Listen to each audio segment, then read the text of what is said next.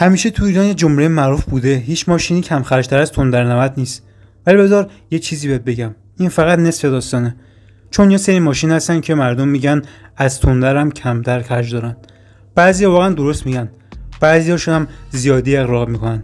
امروز توی توربوفک میخوایم با هم بریم سراغ این ماجرا و ببینیم واقعا کدوم ماشینا میتونن با تندر رقابت کنن یا حتی یه پله بالاتر باشن. آماده باش چون آخرش قراره حسابی شگفت زده بشی. قبل از اینکه بریم سراغ بقیه بذار یه مرور کوچیک روی خود تندر بکنیم.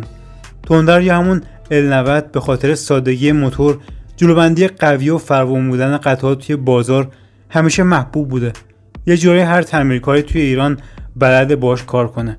قطعاتش هم همه جا هست و قیمتش رو نسبت به بقیه ماشین‌های خارجی پایینه. واسه همینم بهش میگن ماشین کم خرج. اما آیا واقعا هیچ ماشینی ازش کم خرج‌تر نیست؟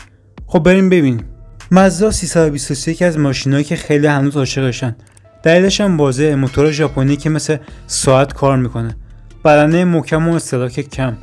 خیلی از کسایی که 323 داشتن میگن سالا فقط تعویض روغن و فیلتر انجام دادن و دیگه هیچی. از نظر خرج روزمره اگه خراب نشه که معمولا نمیشه، میتونه حتی از L90 هم بصرفه‌تر باشه. ولی این نکته هست اینجا، چون قدیمی‌تره بعضی قطعات خاصش کمیاب شده و وقتی گیرت بیاد گرون میشه.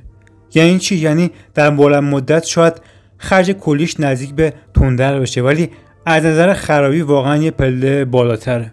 هیوندای ورنا یادتونه، یک کره جمع جور که خیلی از خانم‌ها و تاکسیدارها عاشقش بودن. دلیلش هم واضحه، مصرف سوخت پایین، موتور ساده و هزینه نگهداری مناسب. خیلی‌ها میگن ورنا ماشینی که فقط باید بهش بنزین بزنی و بری. کمتر اذیتت میکنه و تعمیراتشون هم گرون نیست چون قطعاتش هنوز نسبتاً راحت پیدا میشه.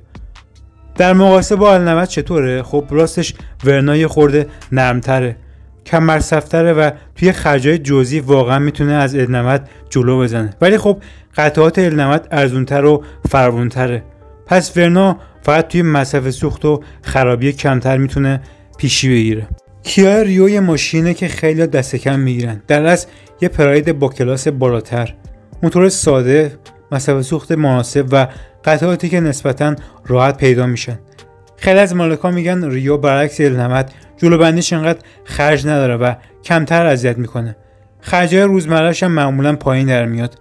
فقط مشکلش اینه که امنیت و امکاناتش پایینتر از L90. ولی اگه فقط بحث کم خرج بودن باشه، ریو هم یکی از رقیبای جدی تندر حساب میشه.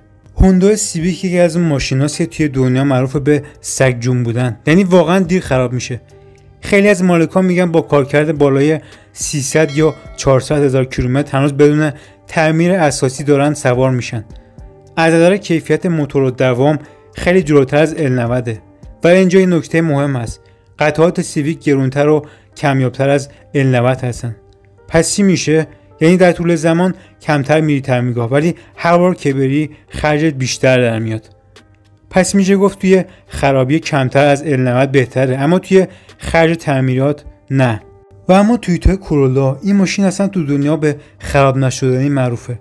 ماشینی که برای رانندگی ساخته شده، نه برای تعمیرگاه. توی ایران هم همینطوره. خیلی از کسایی که کورولا داشتن میگن سالا فقط سرویس‌های معمولی انجام دادن. از نظر کیفیت موتور و گیربکس اصلا قابل قیاس با L90 نیست. کورولا یه سطح دیگه است، اما قطعات و تعمیراتش گرونتر از L90 در میاد. در عوض کمتر خراب میشه. یعنی چی؟ یعنی شاید خرج تویوتا همتراز یا حتی کمتر از L90 باشه ولی وقتی خراب بشه یه دفعه جیبتو خالی میکنه. خب حالا واقعیت رو بخوام بگم، از نظر فراوانی و ارزونی قطعات هنوز L90 بی‌رقیبه. از نظر کمتر خراب شدن دوام موتور کورولا و سیویک جلوترن. از نظر مصرف سوخت و خرجای ریز ورنا و ریو میتونن بهتر از L90 باشن. و از نظر سادگی و سگ جون بودن مازدا 323 همیشه یه انتخاب مطمئنه. پس اگه بخوام ساده بگم، L90 هنوز توی ایران کم خرج‌ترین ماشین برای مردمه. ولی اگه بخوای کمتر اذیت بشی و تعمیرگاه نری، ماشینای مثل کورولا و سیویک حتی بهترن. ورنا و ریو هم وسط میمونن، کم مصرف و خوش خرج، مخصوصا برای کسی که دنبال یه سدان اقتصادی باشه. پس صفحه بعد کسی گفت هیچ ماشینی از تندرنمت کم خرج‌تر نیست، میتونی بگی نه داداش، بستگی داره کدوم خرج رو حساب کنی، ترمیگاه رفتن یا قیمت قطعات. راستی اگه این ویدیو برات مفید بود یاد نره برای حمایت از کانال ما حتما دکمه لایک رو بزنید و برای اینکه ویدیو بعدی ما از دست ندی حتما کانال ما رو سابسکرایب داشته باشید.